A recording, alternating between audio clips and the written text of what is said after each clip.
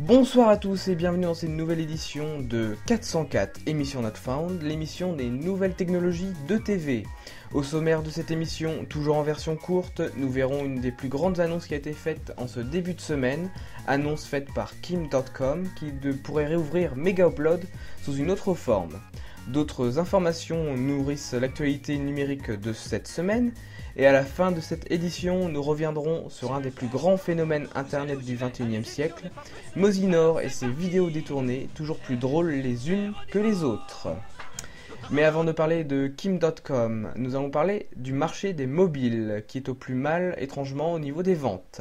En effet, malgré le fait que de plus en plus de monde possède actuellement un smartphone, les ventes de téléphones mobiles ont chuté depuis l'année dernière, avec une baisse de 2,3%, avec plus de 419 millions de téléphones vendus dans le monde ce second trimestre 2012.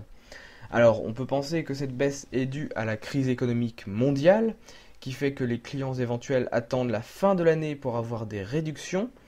Les marques aussi ne sont pas touchées de la même manière, car c'est la marque suédoise Nokia qui enregistre la plus forte baisse, car ils n'ont plus que 20% du marché des téléphones, ou encore RIM avec ses fameux BlackBerry qui a baissé qui n'a plus que 2% de part de marché, Seul Samsung arrive à sortir la tête de l'eau, car avec sa gamme de téléphones Galaxy, il arrive à avoir la tête du marché mondial des téléphones face à Apple et ses iPhones qui commencent à perdre des parts de marché cette année.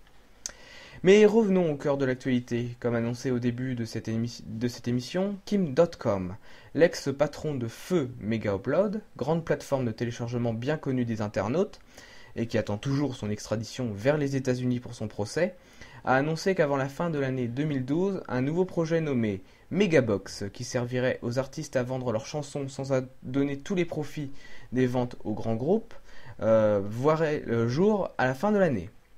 Il a aussi laissé planer sur son fil d'actualité Twitter la renaissance de Mega Upload avec un système beaucoup plus puissant et impossible à stopper selon lui.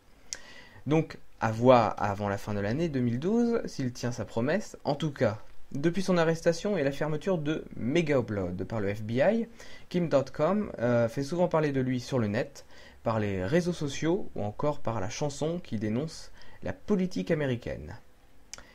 Microsoft n'en finit pas de métroiser ses produits, car après Office et Hotmail devenu depuis peu Outlook.com, Microsoft a redesigné cette semaine le service de cloud computing SkyDrive, service qui permet de stocker ses données personnelles gratuitement afin de les retrouver ailleurs sur un autre poste informatique.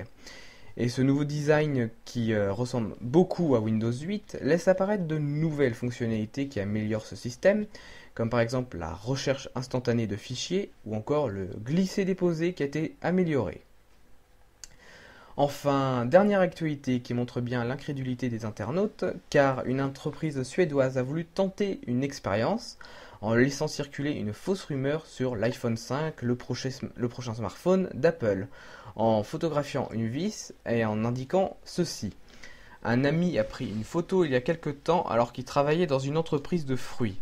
Ils sont apparemment en train de créer leur propre vis. L'entreprise de fruits a été assimilée très vite à Apple et la rumeur s'est répandue sur internet en un rien de temps, malgré le fait qu'elle était invérifiable. Sur les réseaux sociaux, les internautes se sont mis rapidement en colère contre ce nouveau type de vis qui interdirait aux utilisateurs d'ouvrir leur téléphone avant que certains réalisent leur erreur vis-à-vis de cette information. Un test donc concluant qui montre bien que l'on peut croire encore tout et n'importe quoi sur internet. Espérons quand même que la rumeur selon laquelle la tablette Surface de Microsoft, qui sortira, je vous le rappelle, en octobre prochain, soit vraie, car le prix annoncé par une entreprise serait de 199$, ce qui placerait Microsoft dans une situation avantageuse sur le marché des tablettes tactiles en cassant les prix face à l'iPad et en concurrençant la future tablette de Google. Maintenant passons au phénomène internet de la semaine. Et le phénomène internet dont je vais vous parler maintenant est l'un des plus connus sur YouTube et sur d'autres plateformes de vidéos. Et c'est aussi l'un des plus anciens. Il s'agit de Mosinor. Alors depuis 2004, Mosinor s'amuse à détourner des vidéos, que ce soit des extraits de films, comme par exemple Matrix, ou encore des extraits d'émissions de télévision ou de sport, comme la météo, les journaux télévisés ou encore le rugby, en remplaçant la voix originale de la vidéo par la sienne, enregistrée préalablement sur son ordinateur.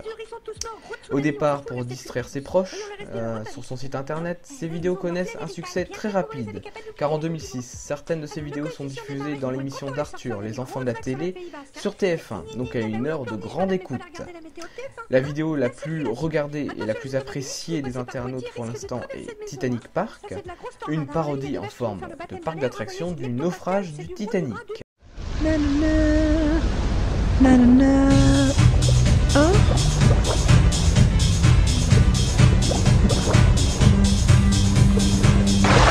Ah, elle est trop bonne! Vas-y, on reste pas là, viens, on bouge! Ah, mais je suis défoncé! En plus, il y a une nouvelle attraction! Quoi? De quoi? Vas-y, viens, on y va, ça va bientôt commencer! Où c'est qu'elles sont les meufs? Y'a pas de meufs! Où c'est qu'elles... Hey, comment tu t'appelles? Ah les gars, ça y est! Ah, j'ai serré une meuf! Ah les gars, venez, j'ai serré une meuf, ça y est! Oh, j'en ai une! Quoi, c'est ma meuf! C'est ma... On n'aurait pas dû venir! Le mercredi, c'est pour les célibataires! Mosinor, malgré le fait qu'il soit très connu sur internet, n'est jamais apparu en public, étant toujours de garder son anonymat. Tout ce qu'on sait de lui, par exemple, c'est qu'il vient de Montreuil, en Seine-Saint-Denis, et qu'il serait né dans les années 1980, et qu'il serait aussi de sexe masculin. En tout cas, Mosinor n'a pas fini de nous faire rire par ses parodies qu'il poste toujours sur internet. Voilà, merci de nous avoir suivis encore une fois sur ETV. Si vous voulez retrouver cette émission et aussi toutes les autres de 404, Grand Écran, Procrastinatube à la page, vous pouvez aller sur notre site internet www.e-webtv.fr et c'est dans la rubrique vidéo à la demande que vous retrouverez toutes nos vidéos depuis juin dernier. À suivre après 404, Procrastinatube, présenté par Marina, le célèbre zapping du web préparé par votre présentatrice favorite. Voilà, merci à tous de nous avoir suivis, bonne soirée sur ETV et à la semaine prochaine.